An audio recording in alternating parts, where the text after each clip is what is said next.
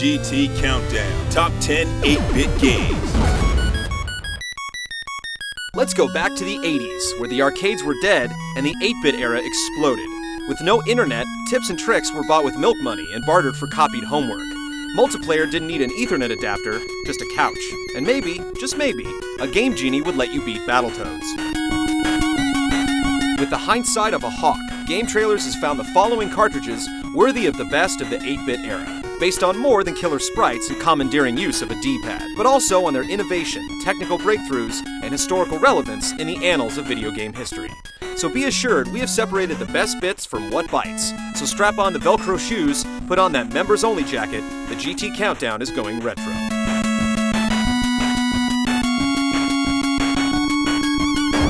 Number 10. River City Ransom. The RCR was a one-of-a-kind game in terms of style, and ahead of its time in a lot of ways. Battling gangs to rescue girlfriends was nothing new, but instead of constantly pushing forward, you could freely walk around town, pick your fights, and drop cash into snacks and self-improvement. Beaten down enemies shout cries of defeat like barf, and drop jingling change, which you spend at local shops. Buying a pair of shoes, chowing down on burgers at Merv's, and buying CDs all buff up stats to make you more of a badass, especially after learning some sweet martial art techniques from books. The game is best played with a friend so that you can beat up enemies with your partner. Literally. Number 9. Castlevania 3, Dracula's Curse. Long before gamers had access to railguns, rocket launchers, and sniper rifles, there were only two weapons to live by: a whip and a stash of hearts. With diverging level branches, a haunting soundtrack, and spooky visuals, this excursion into Transylvania was not only one of the most impressive and action-packed, but also one of the most innovative. For the first time in the Castlevania series, protagonist Trevor Belmont was able to switch control between different companions, including Mr. Symphony of the Night himself, Alucard, adding a whole new set of skills and mobility to the experience. As ageless as Dracula himself, Castlevania 3 is still one of the hardest in the series to date, a hearty challenge for all the would-be vampire hunters in the centuries to come. Number 8. Shinobi. This ninja's so stealthy, he's hiding out on another platform. Yes, not all 8-bit games grace the gray box, with our man Joe Musashi the Shinobi rocking out of bounds on the Sega Master System. It's the definitive port of the 80s classic, with all the stages, bosses, and bonus rounds intact. Sure, the ninjutsu magic may have been gimped, but being able to throw shurikens into a guy named Lobster's eyeball is eerily therapeutic.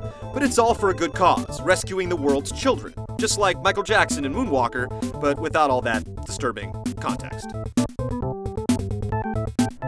Number 7. Dragon Warrior 4.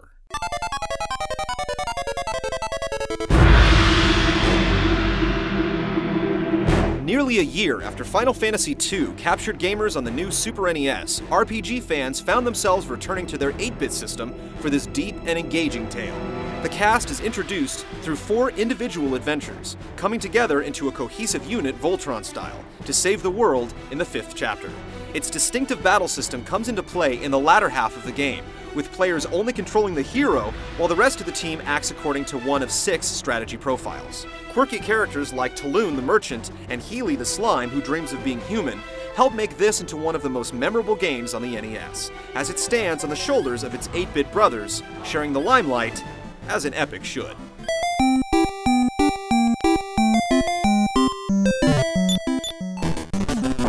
Number 6. Tecmo Super Bowl. Sports games have benefited the most from advances in technology, but there were a few champions of the 8-bit era. Blades of Steel was the best representation of hockey up to that point, and Double Dribble brought the excitement of round ball to consoles in style. But Tecmo Super Bowl is hands down the most realistic sports game of the era. As the first football game to include all the real NFL players and teams, the ability to save your full season stats, and scarily realistic player ratings, it was a taste of things to come. With 8 plays to choose from, it was also a game that anyone with an interest in the sport could pick up and be competitive almost immediately. If only the same thing could be said of today's sports games. Number 5. Mike Tyson's Punch-Out!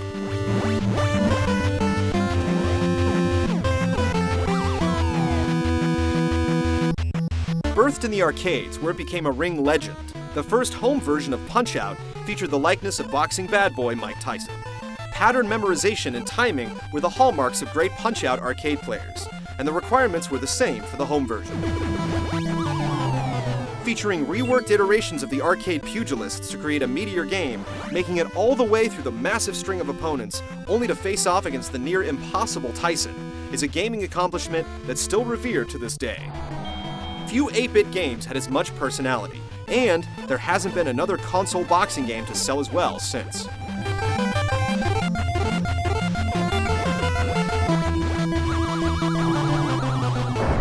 Number 4.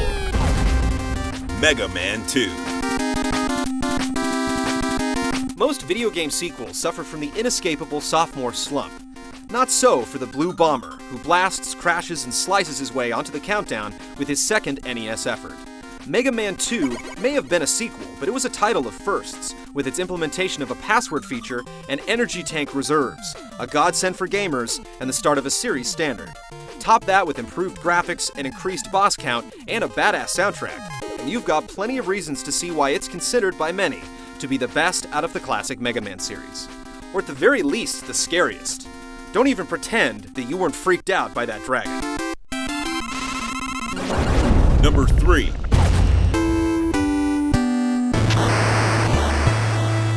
Contra. If you wanted pure action on the NES, you couldn't do much better than Contra. Countless gamers can remember the opening jungle level and the awesome spreader, the apex of the 8-bit arms race, saturating the screen with the wide arc of glowing red death marbles. The game is even better with 2 players, as long as the other player isn't a total jerk. A memorable 3D-ish base attack stage switched up the perspective, and cementing the legend is the famed 30-man code that lives on in the form of numerous gamer t-shirts. Number 2. The Legend of Zelda.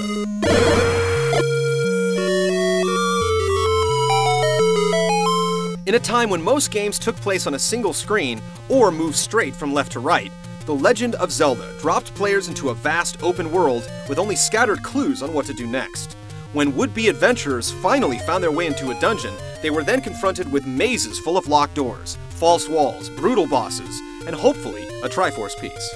The items found within are often the keys needed to progress farther in the game, whether they're used to cross a river or burn a bush hiding a monstrous dungeon. The Legend of Zelda is a true classic that has spawned an enduring line of sequels and influenced countless other games. And who can forget the triumphant overworld theme?